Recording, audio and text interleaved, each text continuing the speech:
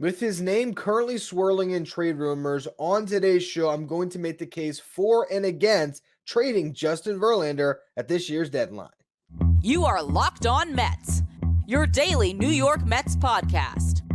Part of the Locked On Podcast Network, your team every day.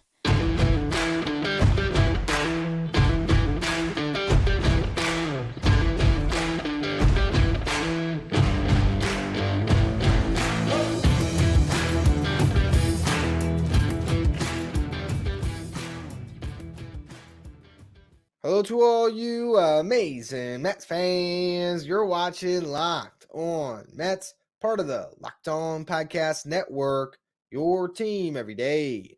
I'm your host, Ryan Finkelstein. If you want to find any of my work, follow me on Twitter, Finkelstein Ryan. You can also find some of my writing at justbaseball.com, where I work as the managing editor.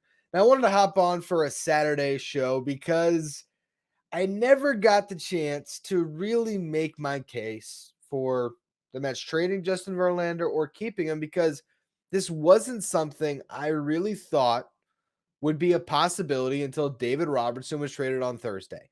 And there's something about the announcement of being sellers and now this length of period of time now where the whole league knows it and phone calls are being made, and the way this market is shaping out, where I went from thinking there's no chance that the Mets would trade Verlander and or Scherzer to thinking Verlander could go here. And there's a couple of reasons why I believe that. For one, the fact that he's pitching so well. Okay, his last 7 starts, he has an ERA just over 2. And this is a guy last year who pitched to a 1.75 ERA. So I think there's teams out there that will buy into the fact that, look, Justin Verlander wasn't healthy early in the season. He had to make his way back, maybe a little bit rusty in those first 8 starts, and he's turning it on. And they might buy into that, and they might think, you know what? We're willing to sign up for the age 41 and age 42 seasons of Justin Verlander if he obviously would stick around for the 2024 season. That contract's guaranteed, but then there's the vesting option, $35 million if he hits 140 innings pitched in 2024. And I guess they think, look, if he hits that many innings pitched, he's probably going to be effective. And maybe everyone just buys into the fact that coming off Tommy John, that is a fresh elbow for Justin Verlander, and he could be this generation's Nolan Ryan pitching into his 40s. That could be the guy that Justin Verlander is. And so with that, I actually think there could be a lot of interest that is drummed up here. And all of a sudden, it makes you wonder, would it be smart to essentially take the Justin Verlander signing that you made, where you thought, well, you're going to win now with Justin Verlander, and boil it down to being the most expensive buying of prospects we've ever seen in MLB history? Because that's what it would be. Now, that's not to say that there's not teams that would step up to pay Justin Verlander. But the Houston Astros weren't willing to play ball at $43 million with the Mets this year. And they're one of the teams rumored to be interested. I don't know if they're going to spend $43 million on Justin Verlander next season. So you're going to have to eat down some money. And I think he still owed something like 14 this year based on where we're at in the season and how much is still left on a $43 million deal. So let's just say you got to eat, I don't know, 8 of that this year and 15 of the contract next year to dip it under 30 at like 28 million. That's a lot of money to spend on a prospect. To spend upwards of $25 million potentially to eat down that contract. Okay, so there's that side of it. But if you're Steve Cohen and you're thinking about just your farm system and the future of the organization, and you have a chance to make an outside of the box trade to net an incredible prospect, would you do it? And I think it's that part right there. It's how good of a prospect can you get for Justin Verlander, and what is 6 years of control worth to a franchise like the Mets on a guy that, to me, it has to be a prospect that's can't miss. That's not to say that it has to be a top 20 prospect in baseball, but it's got to be a guy with a lot of upside who you feel. I don't think you could trade Justin Verlander for the David Robertson package. That's a rental reliever. And say what you want about David Robertson, as good as he was this year and as good as I think he'll be with the Marlins. I don't think that move alone drastically impacted the Mets' chances this year, because they were already in such a hole that it was unlikely they were going to get anywhere. If you trade Justin Verlander, that's it for the season. You're not going to account for the loss of that irritation. If there's any chance the Mets have to win this year, it's because their rotation could get really good in these final, how many games are we at here? Is there 60 left? A little bit less than that now. 59 left. So having Verlander make 11 starts or whatever ends up breaking down, that could be extremely valuable to the Mets this season in a way that David Robertson, despite his pivotal role, it just wasn't going to bring that much value to your current team. And then there's the next year component of it. And it's trying to find pitching next year. Here's the case for trading Justin Verlander. And then the next time we'll get to the case against it. The case for it is, what if a bidding war can form here? There's two teams in particular that have been linked to him that interest me. It is the Texas Rangers and the Houston Astros. Okay. If there's a bidding war that starts there, and the Rangers are the team to me that is the most interesting, because I think they're the team that overpays in this situation, a team that is desperate to win, that is holding off the Astros, who currently are 2 games back, as I record this at 10:35 p.m. on Friday night here. The Angels are 6.5 back. This division is as up for grabs as any division in baseball. The AL Central, yes, it's up for grabs, but it's not as exciting. The AL East, absolutely up for grabs as well. NL East, that division's over, obviously. NL Central, it's up for grabs, but I don't think it's as exciting where there's World Series contenders in that division the way there is in the West. And then, of course, you have the Dodgers with the Giants and the Diamondbacks, an exciting race. But when I look at a combination of World Series hopefuls in one division, to have the Rangers play the way they had this year, the Astros to be the reigning champs, and the ultimate get in the dance, dark horse with the Shohei Angels, that's a division where I think teams could be really desperate to make moves. If the Rangers want to grab that arm to put them over the top, or would they consider parting with something awesome that the Mets could get back? That's the only argument to trade Justin Verlander or Max Scherzer, quite honestly.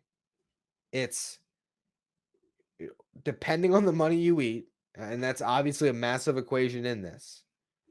It's, will you get a top prospect that is not only great, but can be great for your team in the short-term window? A guy that's close enough where you can sell it to your fans as, yes, we decided to capitalize on this opportunity to trade this guy we signed, and we're spending a lot of money to make this deal work. But rest assured, we're going to find a way to make this rotation work without him next year.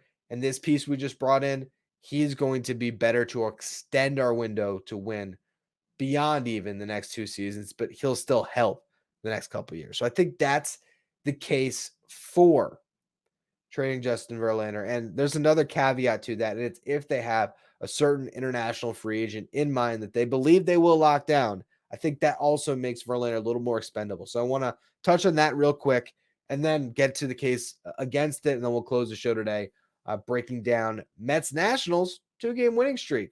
How about that? Before we get to any of it, today's episode is brought to you by FanDuel.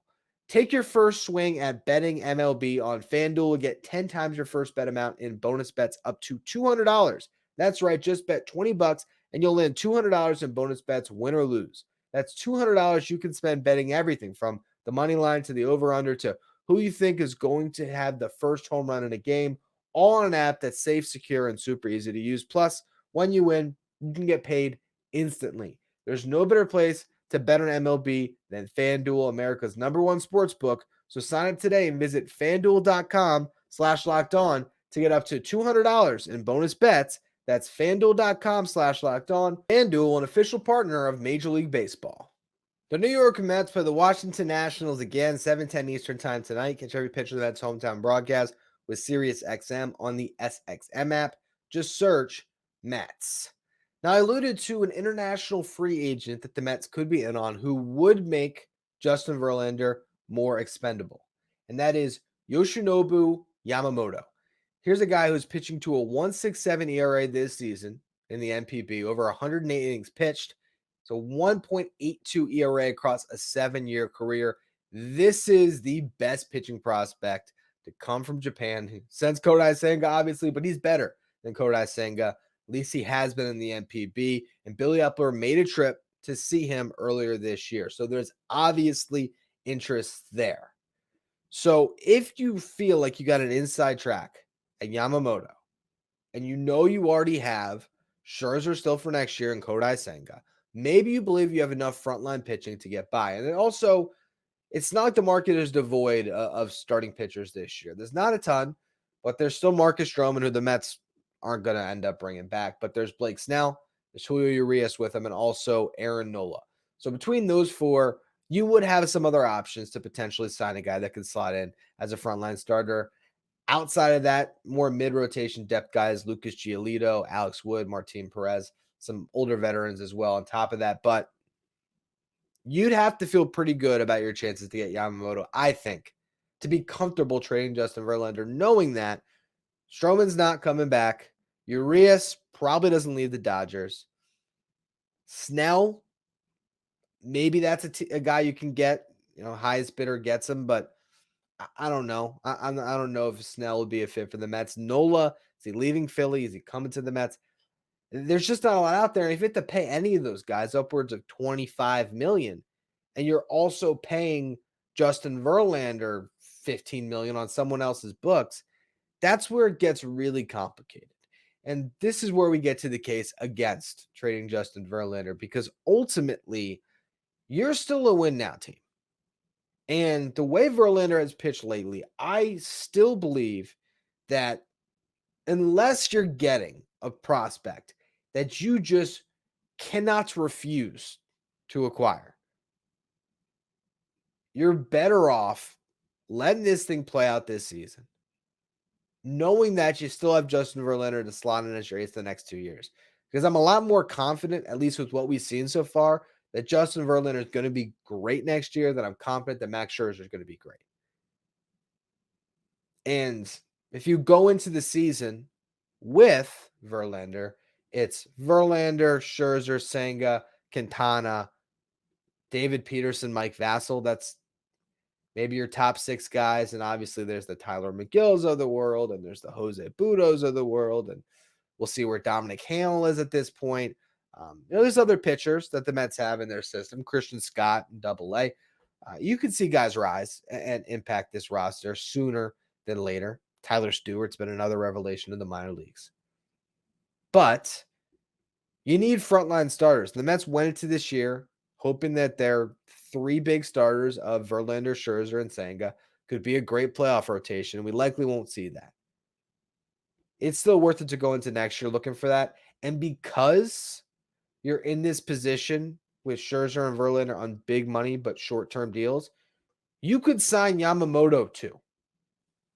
And all of a sudden, you could be sitting with Verlander, Yamamoto, Scherzer, Senga, or maybe Scherzer's your 4-starter, depending on how the rest of this year goes. I don't know.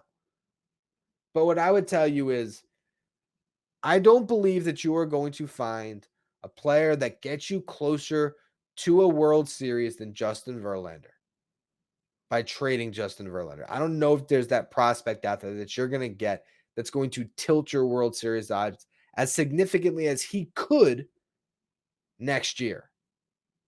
Because if Justin Verlander is healthy for the full season and pitching the way he's been for his last 7 starts, you're going to be a lot better baseball team than you were this year.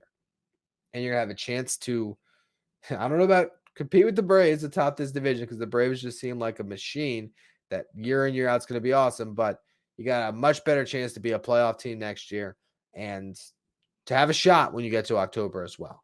So I would caution against it, because the other thing too is, you could be in a position where the money that you would be eating down on Verlander's contract is what you would need to sign Yamamoto anyway.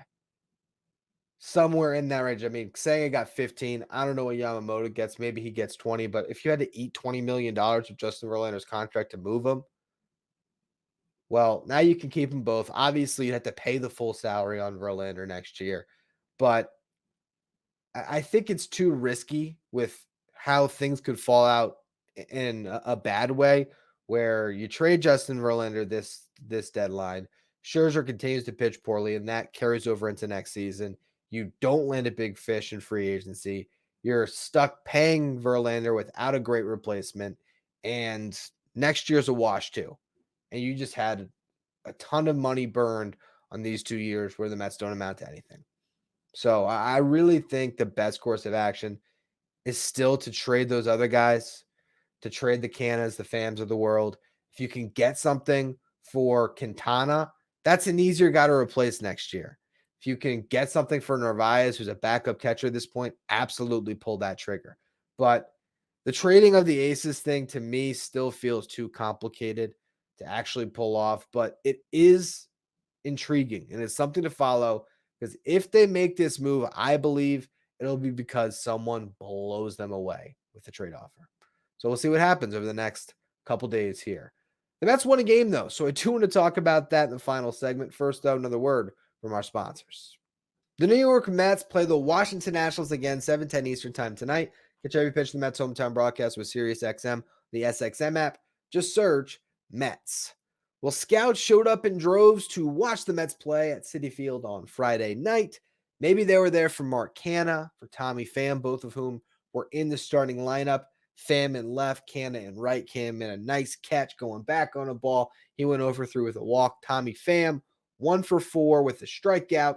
Not necessarily anything that would have these GMs instantly offering their best prospects, but I'm sure ultimately body of work will prevail on whether those guys get moved.